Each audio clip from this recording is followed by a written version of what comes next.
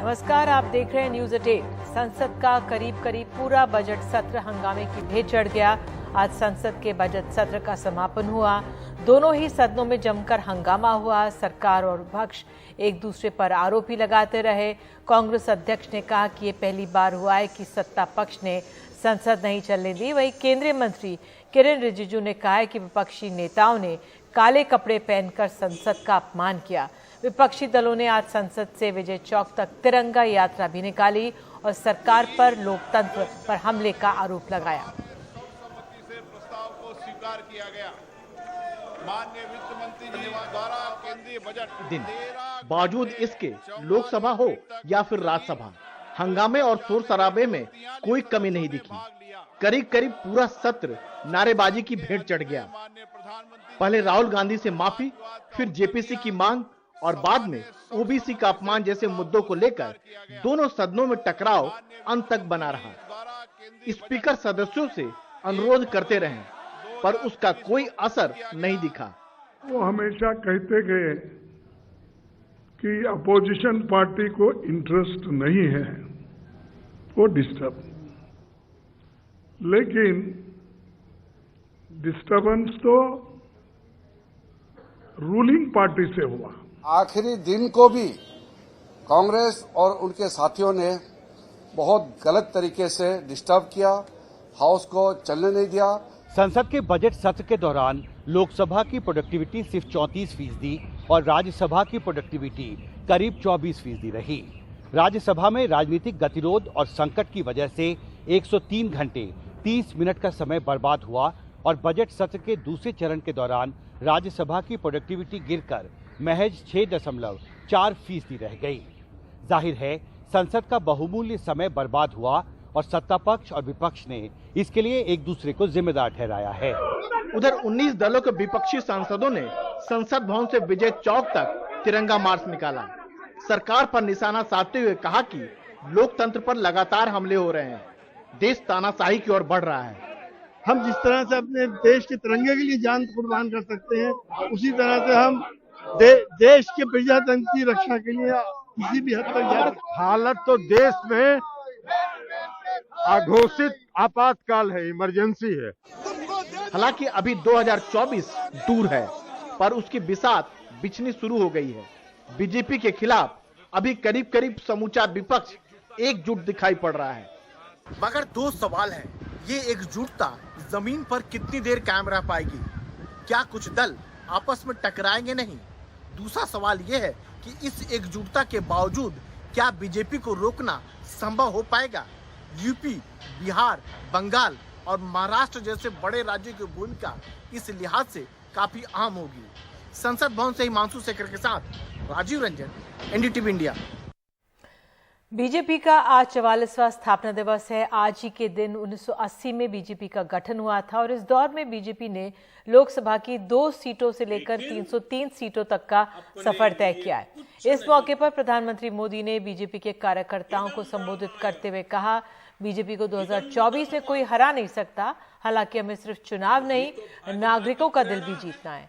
प्रधानमंत्री मोदी ने इस दौरान विपक्षी दलों पर वार भी किया। मैं स्थापना दिवस पर अपनी ओर से आप सबको हार्दिक शुभकामनाएं देता हूं।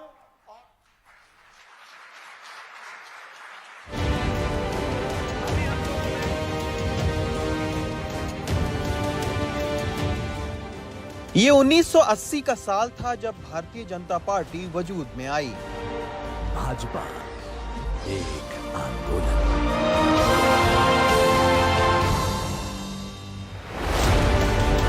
वो संघ और भारतीय जनसंघ की कोख से निकली थी। श्यामा प्रसाद मुखर्जी और दीनदयाल उपाध्याय के एकात्म मानववाद के बीच खड़ी हुई थी। लेकिन ये अटल बिहारी वाजपेयी और आडवाणी की जोड़ी थी जिसने ये नई बीजेपी गढ़ी।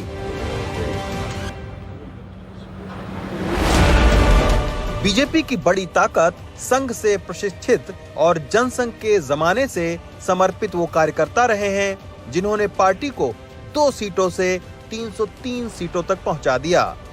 अपने 44वें स्थापना दिवस पर पार्टी ने ऐसे कई कार्यकर्ताओं को याद किया।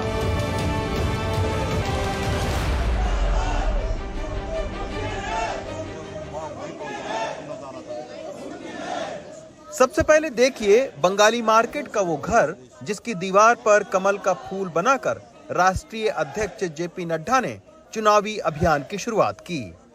इसी घर से 60 के दशक में अटल बिहारी वाजपेयी ने जनसंघ के लिए प्रचार किया था। घर के मालिक डॉक्टर अनूप गुप्ता का बीजेपी से सीधा जुड़ाव नहीं है, लेकिन उनके पास उन दिनों की स्मृतियां हैं। अटल जी ने अपना जो कैरियर था, पॉलिटिकल कैरियर, वो हमारे यहाँ से शुरू किया था। अच्छा। हाँ, हमारे यहाँ रोज वो 5 घंटे बैठते थे। उनका घर भी यही था और दिनचर्या भी यही थी। अच्छा। हाँ, बड़ा अच्छा समय गुजरता था और बड़ी अच्छी अच्छी बातें वो कहते थे, कविताएं सुनाते थे। हाँ, हमारे अंकल जो थे उनका बड़ा मन लगता था उनसे, तो यहीं वो मंडली जमा के अपनी कविताएं सुनाते थे। और अटल जी के साथ उनका एक ड्राइवर आता था मूंछों वाला, शिव कुमार, हाँ जी। अच्छा। तो बड़े पारिवारिक ताल्लुकात थे हमारे। वो टाइम देखा है कि घंटी मारते थे ना हम, तो बोलते थे ओए ओए ये कहाँ से आए, जनसंघ से। डॉक्टर अनूप गुप्ता के अलावा यहाँ हमें 72 साल के प्रमोद गुप्ता मिले। किसी वक्त जनसंघ के कार्यकर्ता रहे हैं, अब बीजेपी की जिला कार्यकारिणी में हैं।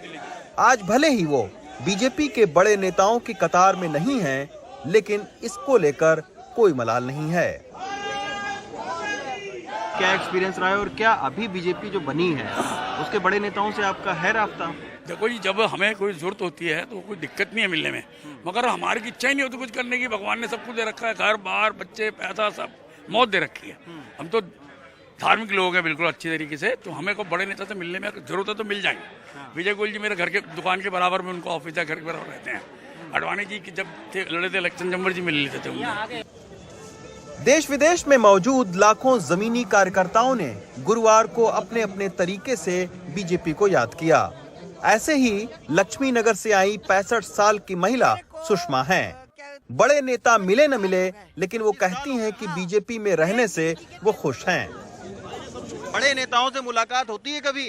अजी, अगर हम चाहें, ऊपर वाले की कृपा से हो जाएगी। कार्यकर्ता बड़ा नेता है, हर एक कार्यकर्ता बहुत बढ़िया, हर एक नेताजी है, क्योंकि मोदी है तो मुमकिन है। मेरे को क्या 25 साल हो गए। 25 साल हो गए? हाँ। अच्छा। मेजगिरी जी के टाइम से जुड़ी हुई हूँ मैं। हाँ। और उसके बाद में मेरे को इतना अच्छा लगा कि जितनी भी ये मेरी बहनें, बेटियां हैं, बहुएं, ये सब इतना अच्छा व्यवहार करती हैं मोदी जी की तरह से। तो मैं ये चाहती हूँ कि मैं कभी इस पार्टी को छोड़ूं नहीं। बीजेपी की सबसे बड़ी ताकत उसके विचारों से जुड़े ये जमीनी कार्यकर्ता हैं, जिनके मेहनत के दम पर देश भर में 20 से ज्यादा राज्यों और लोकसभा चुनाव में भारी बहुमत से जीत दर्ज की। इस वक्त बीजेपी अपने इतिहास की सियासी बुलंदियों पर है और इसके पीछे वैचारिक तौर पर लैस उसके जमीनी कार्यकर्ता हैं। खुद प्रधानमंत्री बोल चुके हैं कि उनके बीजेपी के कार्यकर्ता सत्ता के लोभ के लिए नहीं, बल्कि देश के हित के लिए काम कर रहे हैं। अब आने वाला वक्त बीजेपी की सियासी मजबूती उसके कार्यकर्ताओं की क्षमता पर काफी हद तक निर्भर करेगी। नई दिल्ली से सुधीश कुमार राम और अखिलेश शर्मा के साथ रवीश रंजन शुक्ला, एनडीटीवी इंडिया। कांग्रेस के वरिष्ठ नेता और पूर्व रक्षा मंत्री ए.के. एंटनी के बेटे अनिल एंटनी बीजेपी में शामिल हो गए। आज वे केरल कांग्रेस के नेता थे, लेकिन बीबीसी डॉक्यूमेंट्री विवाद के बाद उन्होंने कांग्रेस से इस्तीफा दे दिया। आज एक औपचारिक कार्यक्रम में अनिल एंटनी का बीजेपी में स्वागत केंद्रीय मंत्री पीयूष गोयल ने किया। कांग्रेस के वरिष्ठ नेता ए.के. एंटनी ने अपने बेटे के बीजेपी में शामिल होने को गलत फैसला करार दिया। उन्होंने कहा कि ये बहुत ही दुखद है और वो कभी बीजेपी आरएसएस की विचारधारा का समर्थन नहीं करेंगे। माननीय मुरलीधरन जी से भी आग्रह करूंगा। और कर्नाटक की बात तो कांग्रेस ने जारी की है 42 उम्मीदवारों की सूची। आज कांग्रेस ने अब तक 166 उम्मीदवार घोषित किए हैं। सिद्धरमैया की दूसरी सीट पर सस्पेंस कायम है। सिद्धरमैया के कोलार से लड़ने की संभावना नहीं, सूत्र कह रहे हैं। धारवाड़ से हत्या के आरोपी विनय कुलकर्णी को कांग्रेस में टिकट मिला है। कांग्रेस के उम्मीदवारों की आखिरी सूची कल आ जाएगी सूत्रों के मुताबिक। और अब तक बीजेपी ने एक भी उम्मीदवार घोषित नहीं किया है। तो बता दें 2024 विधानसभा की सीटों पर 10 मई को चुनाव होगा, 13 मई को नतीजे आएंगे।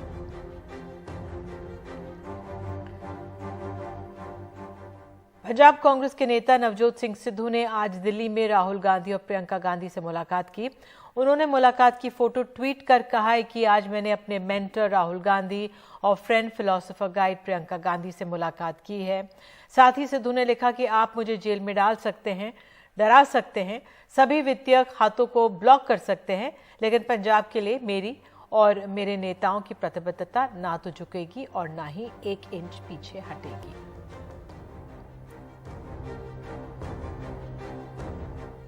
आज हनुमान जयंती के पर्व पर देश के कई हिस्सों में शोभा यात्राएं निकाली गईं। रामनवमी पर हमने देखा था किस तरह से कई इलाकों में हिंसा हुई थी, इसलिए हनुमान जयंती के लिए खास तौर से इंतजाम किए गए थे। दिल्ली के जहांगीरपुरी की इलाके में पिछले साल हनुमान जयंती के मौके पर हुई हिंसा को देखते हुए इलाके में भारी पुलिस बंदोबस्त था। शांतिपूर्ण तरीके से सब कुछ आज संपन्न हुआ। हालांकि पुलिस से लिखित इजाजत न मिलने से लोगों में नाराजगी दिखी थी।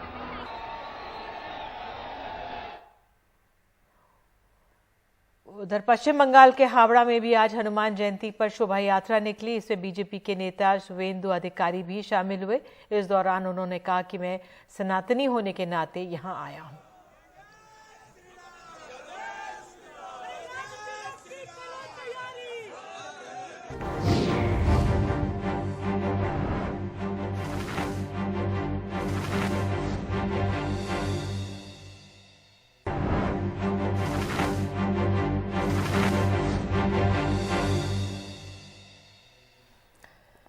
देश की राजधानी दिल्ली में कोविड के मामले तेजी से बढ़ रहे हैं। पॉजिटिविटी रेट कल 15.64% से बढ़कर आज 26% बताई गई।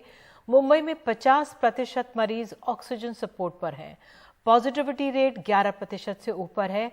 ऐसे में सभी वार्ड्स के कोविड वॉर रूम अलर्ट पर हैं। बूस्टर डोज और टेस्टिंग से लोगों की हिचक करना बड़ी चुनौती है। मुंबई के हर वार्ड में कोविड वॉर रूम फिर से एक्टिव हुए हैं। कोविड बेड मैनेजमेंट, मरीजों की काउंसलिंग, ये सारा जिम्मा यही संभालते हैं। फिलहाल बिना लक्षणों वाले मरीज ज्यादा हैं। स्लम और बिल्डिंग हर जगह से मरीज दिख रहे हैं। इस बार on an average 10 to 11 cases per day आ रहे हैं साउथ वार्ड में, और पेशेंट्स को भी वॉर रूम से डॉक्टर खुद काउंसलिंग करते हैं फ़ोन करके। उन्हें क्या तकलीफ़ है, क्या मेडिसिन उन्होंने लिए हैं, और उनको और कोई इन्वेस्टिगेशन की ज़रूरत है क्या, जो भी उनको डाउट्स है, क्वेश्चंस है, हेल्प चाहिए, वो सब वॉर रूम से उनको दिया जाता है। और रैंडमली आ रहे हैं, स्लम से भी आ रहे हैं और नॉन स्लम से भी आ रहे हैं। मुंबई में पॉजिटिविटी दर 11% से ऊपर है। लोगों में टेस्टिंग को लेकर हिचक है। इस वजह से टेस्टिंग कम है और पॉजिटिविटी ज्यादा दिखती है। शहर की 15% जनसंख्या ने ही बूस्टर डोज ली है। ये भी बीएमसी के सामने बड़ी चुनौती है। दोनों चीज़ है, दोनों एस्पेक्ट है कि अगर टेस्टिंग आप करवा ले फिर होम आइसोलेट होना पड़ता है और फिर अलग से उनका जो फॉर एग्जांपल ऑफिस आवर्स ये होते हैं। लेकिन बीएमसी की तरफ से हम लोग जो हमारे हेल्प पोस्ट है, हमारा जो हम लोग लोगों को अवेयरनेस यही क्रिएट करें कि आप जल्दी से टेस्ट करें ताकि एडमिशन रेट कम हो, जल्दी से इलाज हो और जल्दी रिकवरी हो। जिनका बूस्टर डोज है वो हम लोग कॉल करके बताते हैं उनको कि आप लीजिए करके। एंड मान रहे हैं लोग क्योंकि सिर्फ 15% लोगों ने बूस्टर डोज लिया है। नहीं मांग रहे हैं, सामने से भी रिक्वेस्ट आती है, कॉल आते हैं, मुझे लेना है, कहाँ जाऊँ, कहाँ मिलेगा, ऐसे क्वेरीज आते हैं। वॉर रूम से उन्हें पूरा गाइडेंस मिलता है। 10 दिनों के भीतर देश में टेस्ट पॉजिटिविटी रेट 2 गुना हुआ है। वहीं एक्टिव मामलों में करीब 2.5 गुना की बढ़ोतरी हुई है। गुरुवार को देश में 5000 से ज्यादा कोरोना के मामले रिपोर्ट हुए। 2 अप्रैल को 3824 मामले रिपोर्ट हुए थे। 6 अप्रैल तक वो बढ़ते बढ़ते 5335 पर पहुंचे हैं, यानी 5 दिनों में ही 40% का उछाल। अभी जो वेरिएंट है इतना लीथल नहीं है। हमारे हॉस्पिटल एडमिशन जैसा आपने देखा दिल्ली, बॉम्बे और जगह बढ़ गए हैं, बट हाँ फॉर्चुनेटली अभी तक हमारे यहाँ मॉर्टेलिटी ऐसी नहीं है। जो अभी वेरिएंट है XBB.1.16, ये वेरिएंट बहुत जल्दी स्प्रेड करता है, बहुत इन्फेक्टिव है। ज्यादातर मरीज कम लक्षण वाले ही नजर आ रहे हैं, लेकिन इन सब के बीच महाराष्ट्र में बीते 16 दिनों में 23 कोविड मरीजों की मौत और मुंबई में 50% कोविड मरीजों का ऑक्सीजन सपोर्ट पर होना ये जाहिर करता है कि सावधानी बरतने की जरूरत है। दिल्ली से परिमल कुमार और मुंबई से कैमरा पर्सन धनेश के साथ पूजा भारद्वाज, NDTV इंडिया। और इसी खबर के साथ फिलहाल अभी के लिए इतना ही, लेकिन खबरों का सिलसिला NDTV इंडिया पर जारी रहेगा।